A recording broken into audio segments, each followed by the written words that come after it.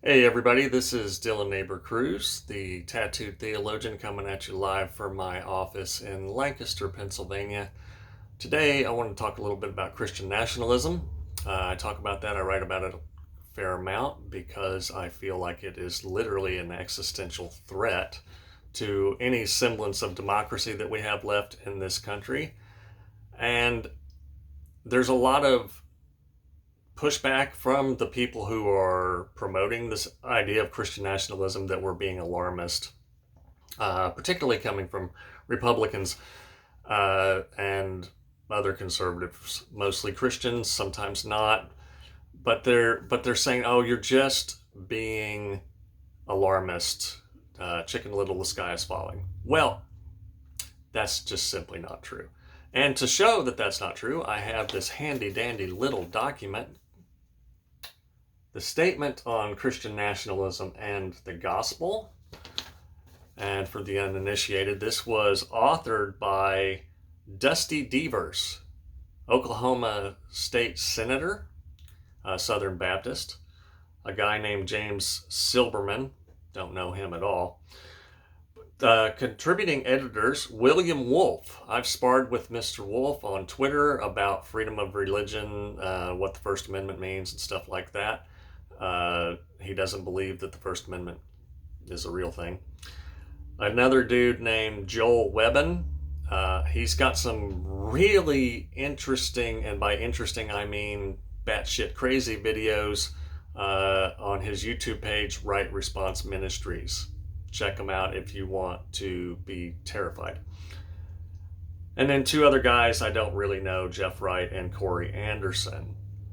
You can find this online. They put it online, unlike the Project 2025 document, which was taken down when people like me started talking about it, and people like Jenny Cohn at the Bucks County Beacon started writing about it, and lots of other journalists and historians and sociologists started seeing it and talking about it on social media because it's terrifying.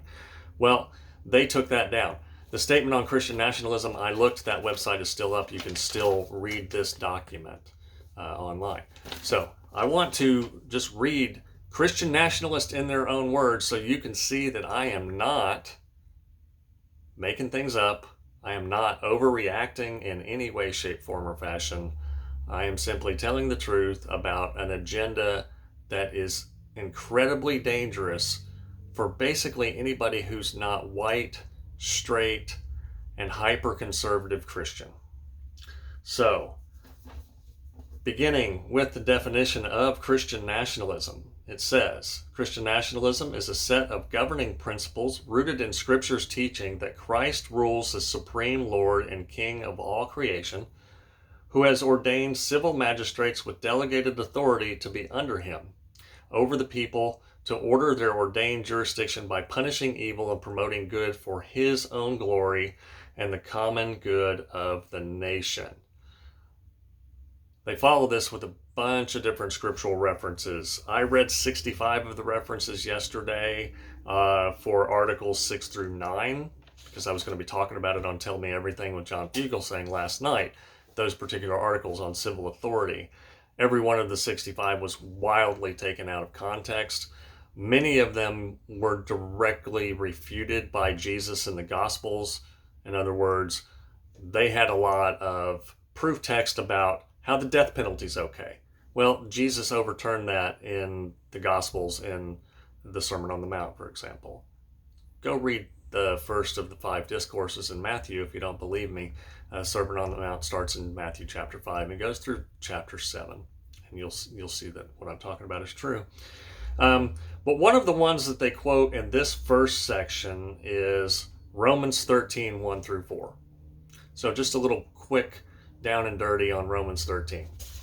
Paul was writing to the Christian church in Rome that was experiencing some levels of persecution in the time of the letter's writing.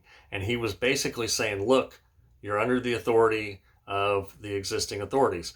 Don't try to buck the system.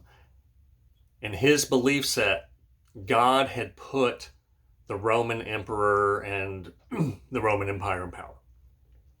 What the Christian nationalists are saying is that God is going to put us in authority. They're 100% misrepresenting what Paul had to say to the Roman church. He was saying, don't rock the boat. It's hard enough to be a Christian in Rome. Not, hey, go overthrow the Roman emperor.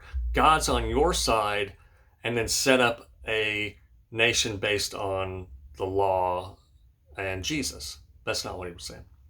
So right away, in the definition of Christian nationalism, they let you know that they believe only they have the right to be in power, and only they have the right to interpret the Bible to make those laws that will keep them in power.